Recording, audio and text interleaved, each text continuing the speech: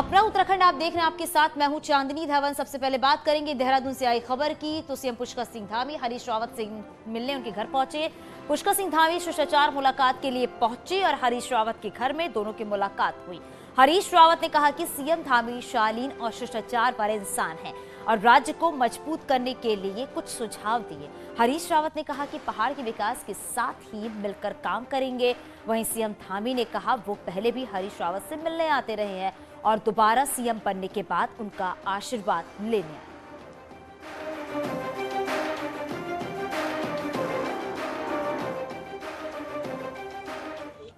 बहुत बड़ा अनुभव, बहुत बड़ा राजनीतिक करियर रहा है और मैं पहले से ही उनके पास हमेशा आता रहा हूं और आज भी क्योंकि मुख्य सेवक के रूप में काम शुरू किया है तो शिष्टाचार बस आपका आशीर्वाद लेने के लिए आया। चलिए, मेरी समझ से इस बात का कोई मायने नहीं निकाला जाना चाहिए और राजनीति में हम परस्पर अलग अलग ध्रुवों में हैं और वो अलग ध्रुव हैं, हम उनसे सहमत नहीं हैं, लेकिन उस सहमति असहमति के बीच में भी जो एक राज्य का संबंध है तो राज्य के संबंध के विषय में भी सोचना पड़ता है। इन चीज़ों का, इस तरीके की बातचीत का राज्य के आगे के विकास पर असर पड़ता है। उत्तराखंड में मंत्रियों के विभागों का बंटवारा अभी तक नहीं हुआ है, लेकिन संसदीय कार्य मंत्री का ऐलान हो गया है। विधानसभा सत्र से ठीक पहले प्रेमचंद अग्रवाल को संसदीय कार्य मंत्री का जिम्मा दिया गया है। अग्रवाल धामी सरकार में कैबिनेट मंत्री हैं, जबकि पिछली विधानसभा में वो स्पीकर रहे। लेकिन अब 29 से 31 मार्च तक चलने वाले विधानसभा सत्र से पहले प्रेमचंद अग्रवाल को स्पीकर का जिम्मा दिया गया है। रितु खंडूरी विधानसभा की पहली महिला स्पीकर बन चुकी हैं। सीएम, सत्ता पक्ष और विपक्ष ने विधायकों ने उन्हें शुभकामनाएं दी हैं। रितु खंडूरी ने कहा कि उनकी प्राथमिकता विधानसभा में महिलाओं की व्यवस्था सुधारने के साथ बेहतर सदन चलाने की होगी।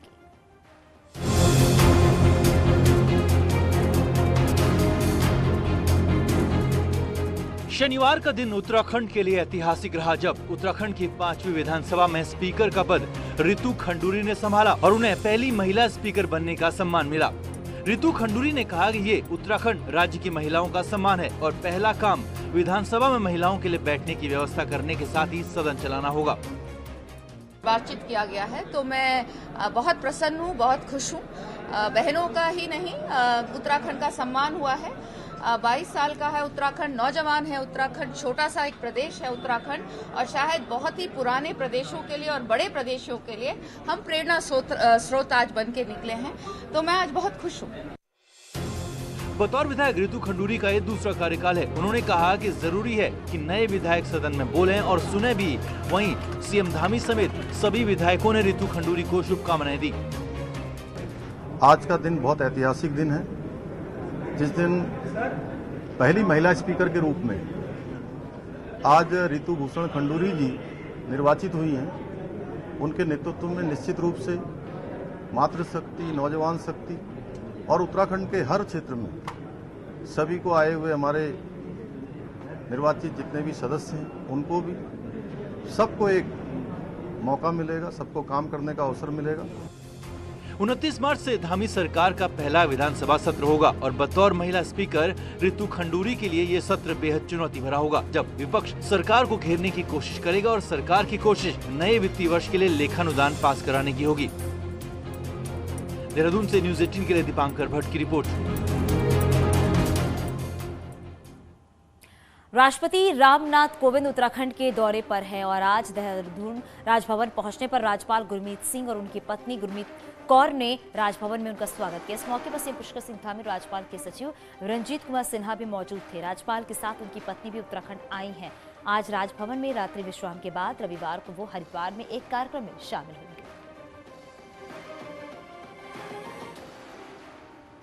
उत्तराखंड के मुख्य सचिव एस संधू आज हर्षिल रैथल गांव के दौरे पर रहे और होम स्टे जमीनी हकीकत को भी देखा है। मुख्य सचिव एस संधू ने रैथल गांव का दौरा किया। इस मौके पर ग्रामीणों ने ढोल दमाऊ के साथ मुख्य सचिव का स्वागत किया और बुरांश के फूल भेंट किए।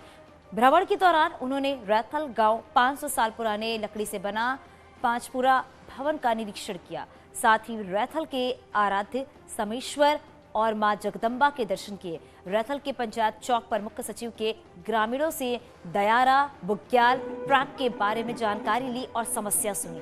रैथल गांव आने से पहले सीएस संधू ने दयारा बुग्याल का हवाई सर्वेक्षण किया। मुख्य सचिव ने इससे पहले हर्षिल का दौरा किया और चार धाम यात्रा को लेकर जरूरी दिशा निर्देश भी दिए। टूरिस्ट और भी बढ़ रहा है हर साल, इसको और भी बढ़ावा देने की जरूरत है।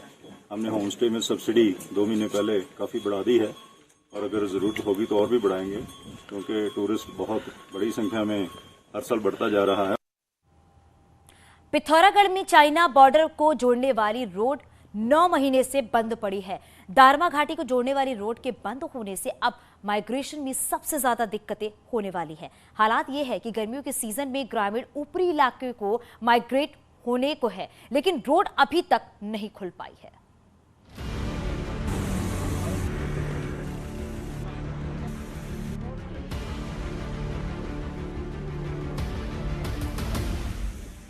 बीते साल 16 जून को आई आसमानी आफत ने दारमा घाटी को जोड़ने वाली रोड को तबाह कर दिया था।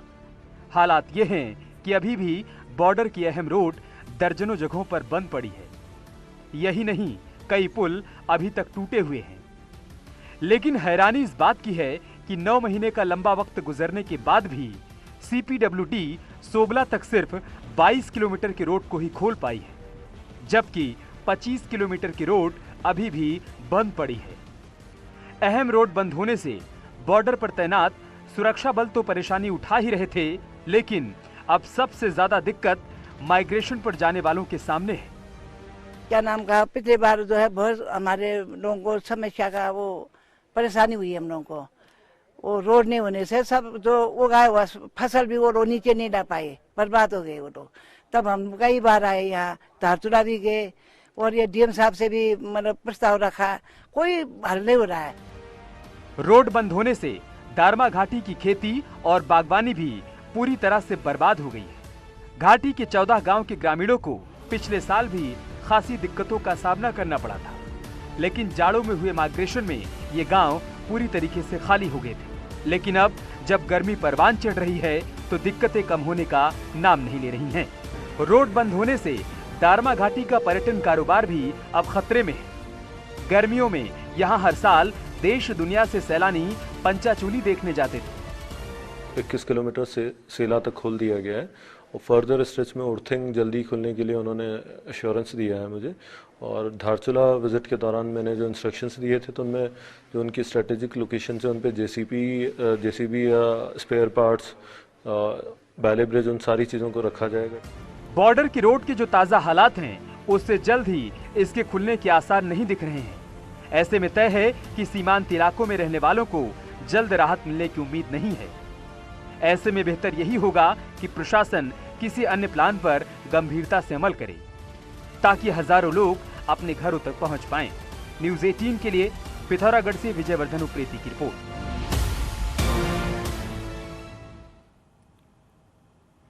आगे बढ़ते और बात करते हैं रामनगर में एक गन्ने के खेत में गुलदार के 2 बच्चे मिले हैं। बताया जा रहा है कि तीसरे बच्चे को लेकर मादा गुलदार कहीं और चली गई। 2 शावक वन विभाग से वहां से रिकवर किए गए हैं, जिनका कॉर्बेट के वरिष्ठ वन्यजीव चिकित्सा अधिकारी डॉक्टर दुष्यंत की देखरेख में इलाज किया जा रहा है। बताया जा रहा है कि इनमें से एक शावक को बर्न इंजरी भी है। इन शावकों की उम्र 15 से 20 दिन बताई जा रही है। ये शावक तराई पश्चिमी वन प्रभाग के आम पोखरा रेंज के गोरखपुर गांव में मिले हैं। कल शाम को हमारे पास सूचना आई कि 2 तेंदुए के बच्चे आम पोखरा रेंज में मिले हैं, तो हमारी टीम और आम पोखरा रेंज की टीम उसे रेस्क्यू करके यहाँ पे लाई है, जिसमें से कि एक बच्चा जो है उसको बर्न इंजरी है। चमोली के रेडी गांव में चिपको आंदोलन की 49वीं वर्षगांठ बड़े ही धूमधाम से मनाई गई। 1972 से 1974 तक पर्यावरण की रक्षा के लिए रेडी की गौरा देवी ने चिपको आंदोलन शुरू किया, जिसमें महिलाओं ने जंगलों को काटने से बचाया और वन ठेकेदारों को घुटनों पर झुका दिया। गौरा देवी और अन्य महिलाएं पेड़ों से चिपक गई, पेड़ों को जकड़ लिया, जिसके बाद पेड़ नहीं काटे जा सके। इसी को रेडी गांव में धूमधाम से मनाया गया। गौरव देवी को हमने अध्यक्ष रखा। तो फिर भलाबाई आए 72 में, उन्होंने जंगल की कटान करना शुरू करा।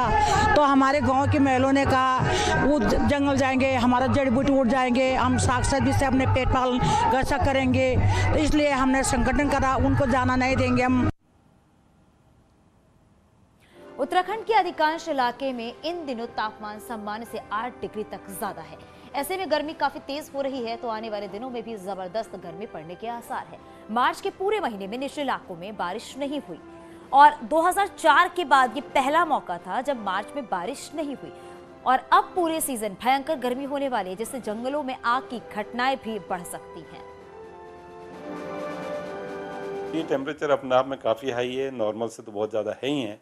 और इस तरह की जब सिचुएशन रहती है, पूरा महीना अभी ड्राई चला है, तो कहीं ना कहीं फिर जो आगजनी की घटनाएं, वनाग्नि है, तो वो बिल्कुल वो देखने को मिलती है। तो उसमें हमने बोला है कि लोग सतर्क रहें और साथ में जो प्रशासन है वो भी थोड़ा देखेंगे कि जो है जो वनरेबल एरिया है जहाँ की फॉरेस्ट फायर है। और चलिए पहाड़ की टॉप 10 खबरों पे भी नजर डालते हैं। रुद्रपुर में एक महिला संदिग्ध हालत में फंदे पर लटकी मिली है। हालांकि पुलिस ने प्राइमरी तौर पर आत्महत्या माना है, लेकिन मामले की जांच की जा रही है। रुद्रपुर में 2 घरों में हुई चोरी का पुलिस ने किया खुलासा। एक नाबालिग सहित 3 बदमाश गिरफ्तार, कब्जे से चोरी का माल जब्त। नैनीताल व्यापार मंडल ने पालिका पर पैसे लेकर प्रदर्शनी लगाने का आरोप लगाया है। व्यापारियों ने इसका विरोध किया और हथकरघा प्रदर्शनी को हटाने की मांग की। रुद्रपुर में इलेक्ट्रॉनिक सामान के शोरूम में आग से लाखों का नुकसान। 5 गाड़ियों ने 2 घंटे की मशक्कत के बाद बुझाई आग। शॉर्ट सर्किट बताई जा रही आग लगने की वजह। रुद्रपुर में ईवीएम वेयरहाउस के बाहर झाड़ियों में अचानक आग लगने की वजह साफ नहीं। आज महादेवी वर्मा की जयंती है। नैनीताल के रामगढ़ में महादेवी की 115वीं जयंती। उनके घर मीरा कुटीर में व्याख्यान और कविता पाठ हुआ। उत्तरकाशी की टीचर सरिता को साल 2021 के लिए शैलेश मटियानी पुरस्कार के लिए चयनित किया गया। बागेश्वर में अनुसूचित जाति उपयोजना के तहत ही सिमयारिया और ओल्ड लोहार गांव में काश्तकारों के लिए कार्यक्रम आयोजित किया गया। बागेश्वर में डीएम की अगुवाई में छात्र छात्राओं ने गंगा स्वच्छता रैली निकाली। रुड़की की गंग नहर में छात्रा का शव मिला है। छात्रा कलेर इलाके की रहने वाली थी।